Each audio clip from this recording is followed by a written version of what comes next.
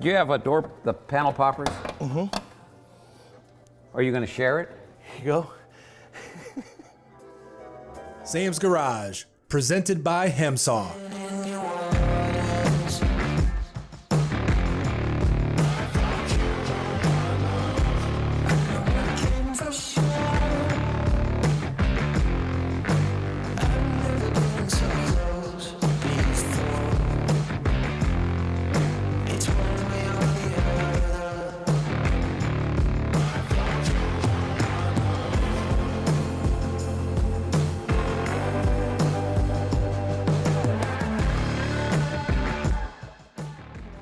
On this episode of Sam's Garage, the Lokar team assists Sam with the fuel system on the 68 Chevelle. Sam and Doug inspect the new engine for the 57 Ford Thunderbird.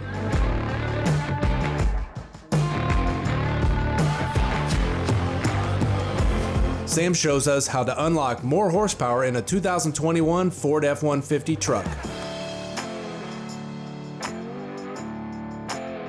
And Bob from Rod End Supply stops by the garage to demo some of the many products that they offer.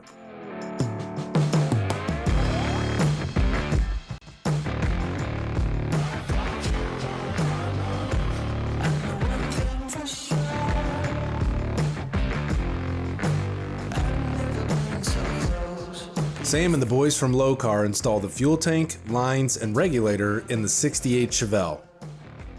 All of the new lines and fittings are from Earl's, so you know they're going to last a lifetime. They also have a few tricks up their sleeve to keep things nice and clean in the engine bay. Kevin and I are at the smelliest part of the build, which is the fuel system, right? So we're going to take out this carbureted, non-baffled fuel tank that's original to the car, and we're going to go back in with a Holley fuel-injected, baffled fuel tank, because when you got the power that we have, you don't want a lot of slosh. That's right. I mean, this tank's been restored, but it doesn't have the baffles. This one's also got the corners cut, so you get a little more clearance on this new exhaust. We also went to Summit Racing. We got all the Earl lines, fittings, Summit Racing fittings, lines, and regulator that we need to complete this fuel system. We're gonna go with a Dash 6 and a Y. We're gonna feed both rails. We're gonna have plenty of fuel to feed this 550 horsepower LS engine.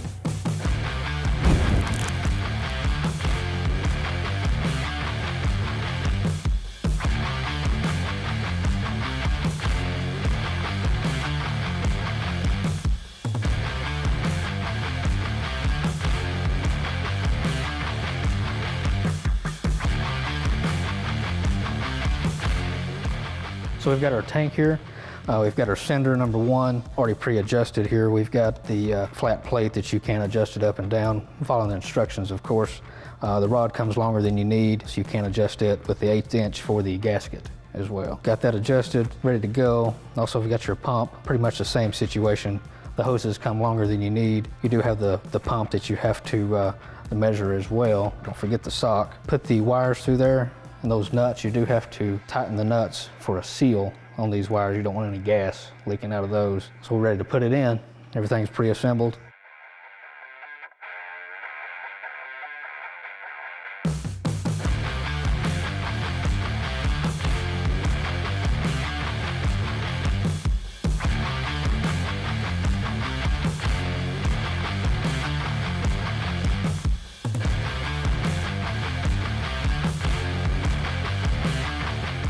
All right, so as you guys can see, we've got our Earl's fuel filter in line to the feed. We've got our Earl's regulator right here. It's upside down, so we can adjust it accordingly, and we still have enough room for the return line to go over to the gas tank. And we got Earl lines with the fittings, everything from Summit. It's gonna work out really nice. We've got a Y for the top to feed the back of the rail, so when you look at the front, you don't have a crossover tube, and it looks legit.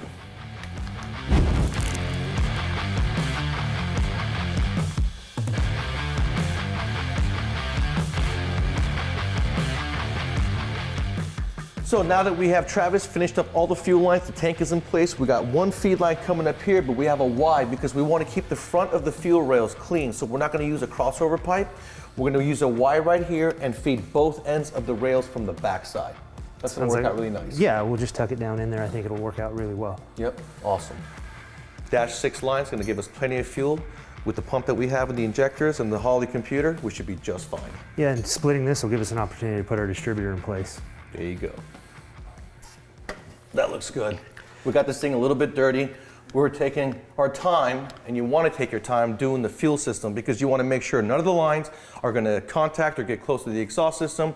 They're not going to chafe anywhere on the chassis of the car. You got the regulator to where you can adjust it. You can see the gauge. This is going to look up real good and work out really nice. Yeah, you and Travis, I'm glad I don't have to do that because that looks like a lot of hard work. Well, you saved us with the Earl ones, the 90s. They kicked our butt, but you saved us. Good job. Yeah, sometimes you're useful. Thank you very much. This thing's getting closer and closer to running, so you guys stay tuned.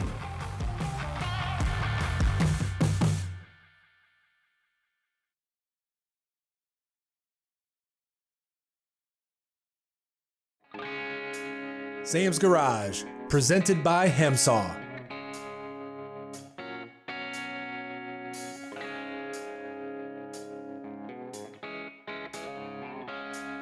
The new engine has arrived for the 57 Ford Thunderbird project. Sam and Doug walk us through inspecting the new engine by performing a leak down test. Leak down tests will help verify that the engine's internals are in good condition and will perform well once in the car. Doug and I are getting ready to inspect the engine that we have chosen for our Thunderbird project. And due to the times today, you can't really find a non-direct injected 5-liter 302 engine. So we have to go to a used one. So we're going to show you guys how to properly inspect your engine and make it worthy for your project. So first we're going to strip down the engine of all the engine harness and the hoses for the cooling system that we're not going to use along with the evaporative emission solenoid. Then we're going to take out the spark plugs, borescope it, and do the leak down test. Bell housings are hard to find right now. I understand. We could have done a compression test on this motor, but due to the fact that we can't bolt the starter onto it because it's got a bell housing that's missing right now. Now, when you guys are unplugging your solenoids right here, these are the cam phaser actuation solenoids. Be very careful, don't damage them because they cost a lot of money. You gotta go in there and take things apart to replace them, so be very careful. You don't care about the harness, but you really care about the sensors. And if I were you, some of these pigtails, I would keep just in case your new setup, there's a problem, you damage something, you always have a pigtail to go back and change out. 2 ways of getting coolant hoses off of your engine if you guys are doing a service or a maintenance at home and you have a stubborn hose.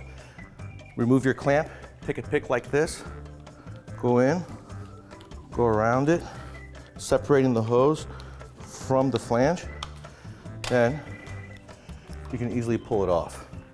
If you have a small hose like this, take your pliers, go around the hose, carefully spin it. First step, look at the plugs. Second step, we put the borescope in. First thing you're going to do is you pop them all up like we talked on. We check every plug. Make sure all of the plugs, the burns, look correct. If there's something different and one of the plug has a lot of oil on it, then we know we've got a problem. It's got a lot of carbon buildup, but each plug that I have here all looks uniform. I know I'm in pretty good shape, but if I have one plug that looks foul, that's going to be the cylinder I'm going to hone in on first before I go to any of the other ones, because that's going to be my trouble spot.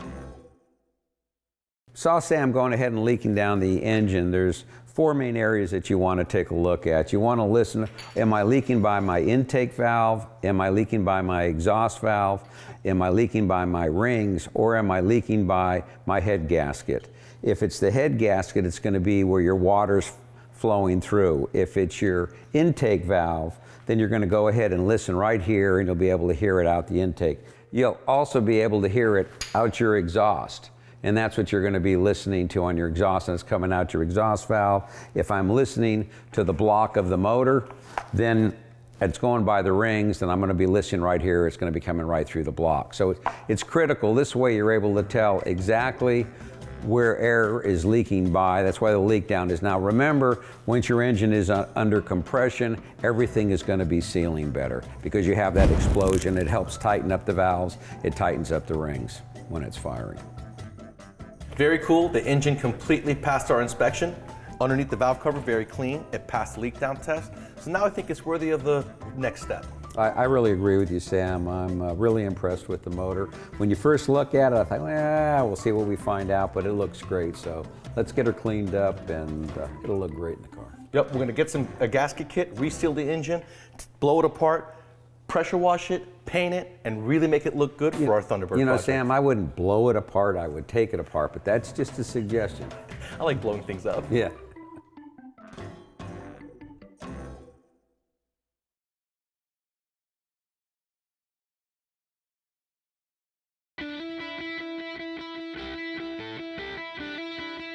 Okay, let's talk maintenance. 100,000 miles is way too long to do anything on your car. The spark plugs can get stuck in the cylinder heads. If you got a older car, you're gonna do your cap, rotor, wires, and plugs every 30,000 miles, including if you still have a fuel filter in your car. Today, 100,000 miles is just too much. What you want to do is when you got a spark plugs, if you have a high performance application, stick with the copper plugs because we put these guys through a lot of strain and we want to replace them every 30,000 miles. And you always want to make sure to check the gap on your spark plugs. You can use a tool like this, old school, or you can use a new school tool like this, where you screw the spark plug in there and you can push down on the tip. Now, if you want to make the gap bigger on the platinum spark plug, you want to make sure not to damage that tip. Take a screwdriver, place it in between on the porcelain and the electrode itself and press it up, and that'll give you a bigger gap. But do not wait 100,000 miles. Do maintenance on your car every 50 to 70,000 miles. Now back to more Sam's Garage. With the help of Livernois Motorsports, Sam takes this 2021 Ford F-150 to the next level. Livernois is the first performance company to crack the computer in these new trucks. Sam's also paired the extra horsepower with an upgraded intercooler to ensure this truck is always making full power. You know, there's nothing more exciting than getting performance parts delivered to you. But what's even more exciting than that is the news that I have for you guys with the Ford F-150. If you have a 2021 model and you've tried to tune it, add horsepower, then you know that Ford has encrypted that computer. Well, Livernois Motorsports is the only one in the country so far that has cracked that computer. That's right, we're able to modify and tune your F-150, giving it more horsepower. Now there's a little bit different way of tuning this one, and we're gonna walk you through that. On top of the My Calibrator, we're gonna keep heat soak down with their bigger intercooler. This is a nice air-to-air intercooler, bolts right into the factory location, and it's gonna keep that horsepower going for a longer period of time. Anytime you got the My Calibrator, the first thing you're gonna do, it's gonna come blank. So you wanna go to the computer, you wanna go to Livernois Motorsports /downloads, then you're gonna download the software so that the computer can talk to the My Calibrator.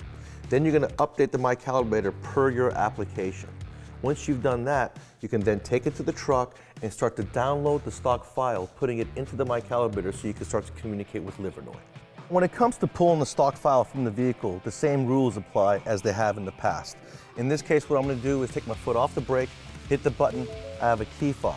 That's gonna put the truck in the run position, engine off. If you have a key, you want to put it in the ignition, turn it over to the run position with the engine off. Then you very simply follow the instructions on the My Calibrator, and we're going to let it do its thing.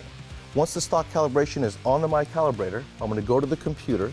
That's when I'm going to email Livernois, give them the stock file. They're going to modify that file, giving me back a custom tune. I'm going to put it in the vehicle, and that's where I'm going to show you where the 2021 F-150 differs from the rest. Once it prompts you to come outside, you're going to turn the ignition switch off. Come outside, open the hood, and remove the connectors to the computer, starting with the right one first, working your way left. Then we're going to connect the My Calibrator computer connector to the far left port, connecting the positive and the negative to the battery right here. Gives us an OBD2 port right here where we hook up the My Calibrator outside under the hood and finish listening and following the instructions on the My Calibrator itself. Now, every time it prompts you to turn on and off the ignition, that's when you're going to take your negative clamp and simply remove it and place it back onto the negative, depending on how many times the My Calibrator tells you to do so. And that's how you're going to program a 2021 F-150. Now that we have added a bunch of horsepower to our F-150 EcoBoost, we're going to produce more heat. And to keep the heat soak at bay, we're going to change out the front mount intercooler to a more efficient aluminum style. It's going to be a lot bigger, maybe creating just a little bit of lag, but with those turbos being so small, we won't even feel it. But we're not going to lose the timing that we would lose had we been heat soaked. Even if you guys don't use horsepower and you're using your truck as towing, you're going to produce a lot of heat. And so this is going to keep your heat soak at bay, keeping your timing where it should be so you don't lose any horsepower and any torque. This is roughly an inch bigger, and it's all aluminum construction, which means that the tanks will actually help in dissipating the heat as well as the core. I'm going to transfer everything over. This is going to be an OE fit, and I'll put it right back in the truck. That intercooler I just installed from Livernois Motorsports will actually fit the Raptor and anything from 18 and up, 2.7 or 3.5 EcoBoost. Very nice addition. It'll actually add power even if you don't have a mic calibrator. But if you guys have a 21 Ford F-150 and you want to get it tuned, the only place you can go is Livernois Motorsports.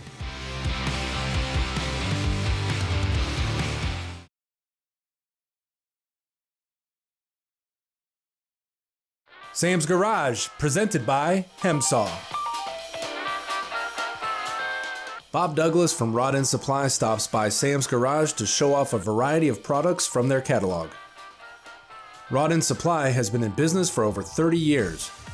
They manufacture products for racing, street, agriculture, and much more. Let's see what Bob brought us today. I'm here with Bob Douglas from Rod End Supply, and in front of us we have an array of different rod ends and clevises. Let's say you guys are building a race car, if you're building a midget car, or even a hot rod like we showed you with this 32 Ford. Bob's got what you need. Even the Jeep guys, you got what they need, right? We have a wide variety of products. Our parts are not only used in street rods and race cars and off-road vehicles, they're also used in farm equipment. They're used in industrial equipment. There's a wide variety of uses for what we manufacture and sell. Disney as well, right? Disney as well. That's pretty cool. This little guy right there is for the animatronics, for the eyes and ears. So tell us about the differences here. What do we got? First off, we've got a wide variety of rod ends, what we call an economy two-piece, which is this style. And it's called economy just for the simple reason that the way it's manufactured, it's less expensive to manufacture, and normally a person is buying it because it's a little less expensive in price. This one, we have affixed a stud to it that is used on a four-wheeler. One of our products that has the injection molded red nyla fiber in it. This unit that I just showed you that has the Teflon liner in it, this red nyla fiber takes the place of that.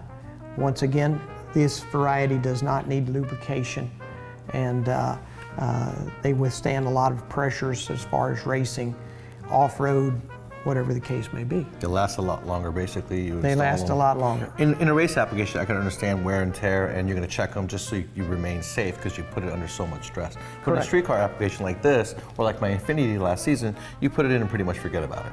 Yeah, pretty much. You don't do much to it. You just kind of leave them alone.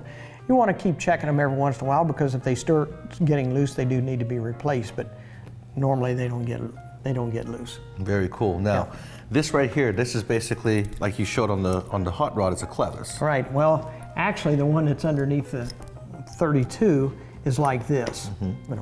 Now, this is a bushed end, correct? Yes, this is a 4-bar end, and this is similar to the ones that we replaced with the rod ends on the 32.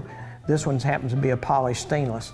The largest rod end that we make right now is a 1-inch hole with an 1.25 inch thread. And then we go all the way down to that little bitty 540 thread with a 440 hole in the ball. So we have a wide variety of products that are used in a wide variety of industries. A lot of circle track stuff, a lot of drag stuff. You know, we sell to several of the chassis builders that are building some of the chassis for the street outlaw guys, and so we do some of that. Like I say, we sell to a wide variety of customers. We finally got our online store up, so guys can actually buy online now. You said a lot of these parts are yours. Yes. Now, what are these guys up here? Okay, these are clevises, and these are used on what we call a hairpin radius rod setup for a street rod. Right. Okay, these were probably made by Pete and Jake's, and we sell Pete and Jake's the clevises. We sell them rod ends and 4-bar ends, and Pete and Jake's is one of the largest manufacturers of street rod components. They not only the chassis parts, they also build chassis. And so they're very well known in the street rod industry. That's very cool. And I can see that they give you adjustment top and bottom to be able to really dial in your caster. Yes. And there's an adjustable rod end back here as well. Yes. A lot of good information. Hope you guys learned something today with the differences in rod ends and the differences in suspension components.